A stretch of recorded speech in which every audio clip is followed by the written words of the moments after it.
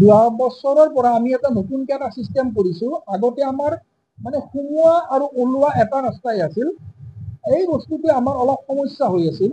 সেইকাৰণে আমি যোৱা বছৰৰ পৰা সেইটো আমি ষ্টাৰ্ট কৰিছিলোঁ। আমি মানে এটা মানে ট্ৰায়েল হিচাপে, কিন্তু যোৱা বছৰ আমি ছাকচেছ হৈছোঁ বস্তুটো। আৰু এইবাৰো আমি সেইটোৱে এইবাৰো আমি মানে তাক অনুকৰণ কৰিম। আমাৰ সোমোৱা এইফালেদি আমাৰ মূল দুৱাৰেদি আৰু ওলোৱা আমাৰ সেইফালেদি। আমাৰ ছাইডত যিটো যোৱা বছৰ আছিলে, আমাৰ দুখন গেট, এখন সোমোৱা মানে এণ্ট্ৰি, এখন এক্সিট। সোমাব এইফালেদি, ওলাব সেইফালেদি। এইটো ক্ষেত্ৰত আৰু বাকীটো আমি প্ৰশাসনৰ লগত আলোচনা আমি দুবাৰ কৰিলোঁ। আৰু আমাৰ 29 তাৰিখে আমাৰ এক্সিকিউটিভ মিটিং আছে। তাৰপিছত আমি প্ৰশাসনৰ লগত বহিম, আমি প্ৰশাসনকো মাতিছোঁ, আমি তেওঁলোকৰ লগত আলোচনা কৰিম। যিহেতুকে মুখ্যমন্ত্ৰী আহিব, তেওঁলোকতো এনেও খুব মানে সজাগ হ'বই। কিন্তু আমাৰ মুখ্যমন্ত্ৰী অহাৰ দিনাখনে অকল নহয়, আমাৰ এই গোটেই 17 দিন, আমাৰ তাত একদিন 18 দিন আমাৰ গোটেইখিনি আমাৰ নিৰাপত্তা ব্যৱস্থা খুব মানে শক্তিশালী হ'ব লাগিব। তাৰ কাৰণে আমি এডমিনিষ্ট্ৰেশ্যনৰ আমি ৰাস কমিটিয়ে কথা পাতিম।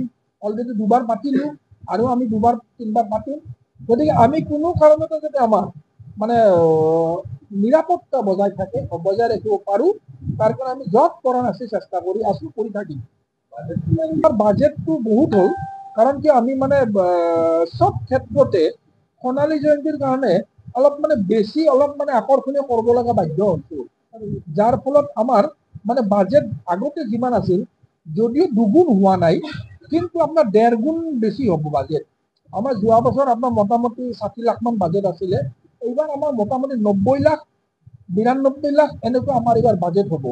আমি সেইটোলৈ অলপ মানে ট্ৰাই কৰি আছোঁ।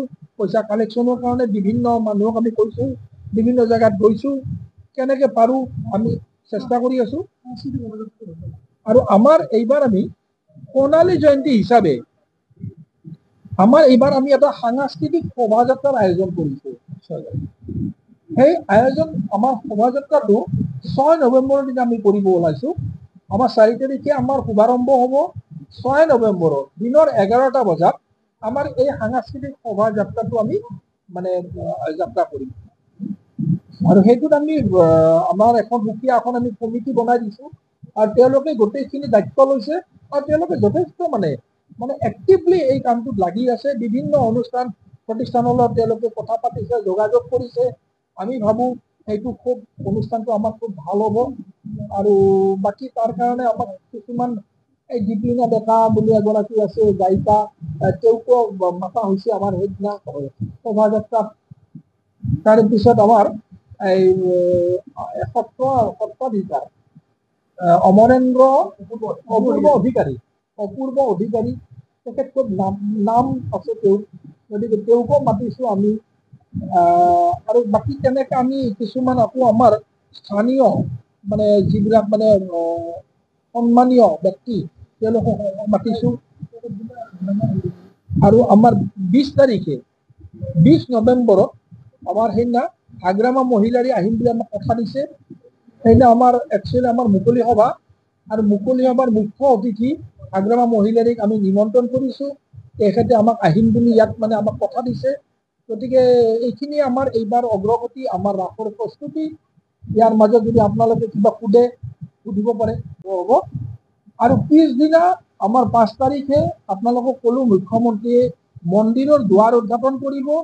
আৰু আমি সেইদিনাহে আমাৰ দৰ্শনাৰ্থীৰ বাবে আমি 5 তাৰিখে আমি মন্দিৰ যিহেতুকে মুকলি কৰিব মুখ্যমন্ত্ৰীয়ে, তাৰ পিছতে দৰ্শনাৰ্থীবিলাকে ভিতৰত প্ৰৱেশ কৰিব পাৰিব।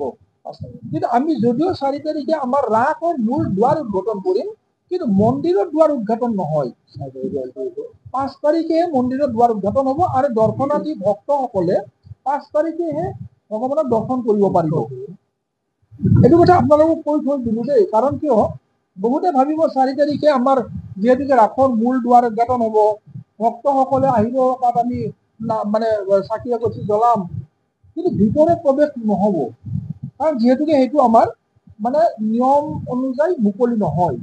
যিহেতুকে পিছদিনা 5 তাৰিখে হ'ব, সেইদিনা আমি ভক্তৰ বাবে আমি দুৱাৰ 24 ঘণ্টাই খোলা ৰাখিম। আৰু আমাৰ বাকীখিনি আপোনালোক ইয়াত লিখাই আছে। 4 তাৰিখে আমাৰ মুখ্য অতিথি আছে আমাৰ বৰপেটা সমষ্টিৰ লোকসভাৰ সদস্য মাননীয় শ্ৰীযুত ফণীভূষণ চৌধুৰীদেৱ, তাৰে পিছত আপোনাৰ বিশিষ্ট অতিথি আমাৰ ভৱানীপুৰ সমষ্টিৰ মাননীয় বিধায়ক শ্ৰীযুত ফণীধৰ তালুকদাৰদেৱ, নিৰ্দিষ্ট বক্তা হিচাপে আমি আমন্ত্ৰণ কৰিছোঁ। আমি যোৱা বছৰৰ নে তাৰ আগবছৰ কৰিছিলোঁ এগৰাকী সৰু ছোৱালী, এতিয়া তেওঁ ডাঙৰ হ'ল অলপ, বাৰ্বী কলিতা বুলি। তেখেত আপোনাৰ শ্ৰীমন্ত শংকৰদেৱ সংঘ পাঠশালা মানা আঞ্চলিক শাখাৰ। তেওঁ আহি ইয়াতে মানে ধৰ্মৰ ওপৰত তেওঁ মানে বক্তৃতা ইয়াত প্ৰদান কৰিব। আৰু বাকী তাৰপিছত নিশা 8 বজাত আমাৰ শংকৰদেৱ শিশু বিদ্যা নিকেতন পাঠশালাৰে আমাক তেওঁলোকে সাংস্কৃতিক অনুষ্ঠান পৰিৱেশন কৰিব। বাকী আৰু এইবিলাক আপোনালোকক মই গোটেইখিনি ক'বলৈ নাযাওঁ, বাকীখিনি গোটেইখিনি ইয়াত আছে। তাৰ উপৰি আমি আমাৰ 5খন আমি সাংস্কৃতিক সন্ধিয়া আমি ইয়াত অনুষ্ঠিত কৰিম।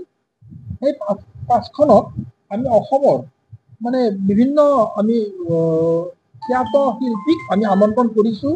তেওঁলোকে ইয়াত তেওঁলোকৰ গীত পৰিৱেশন কৰিব।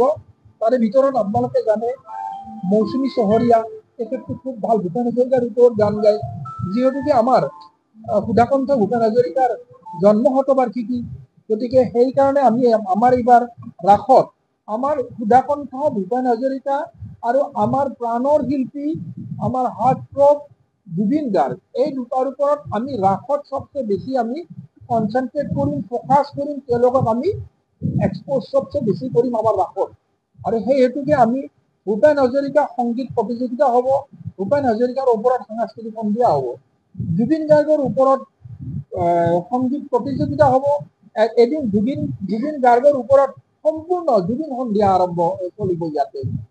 তাৰোপৰি আমাৰ যিকেইটা আৰ্টিষ্ট, যেনেকৈ আপোনাৰ এজনী মৌমিতা মৈত্ৰ, তেখেতো জুবিনৰ অনুৰাগী, তেখেতো জুবিনৰ গান গায়, তেখেতে 20 তাৰিখে গাব।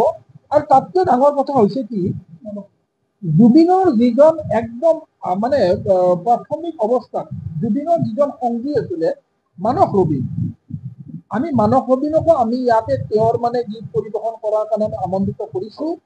তেখেতে 19 তাৰিখে নৱেম্বৰৰ ইয়াত গীত পৰিৱেশন কৰিব। আৰু লগতে তেওঁৰ আৰু লগত দুটা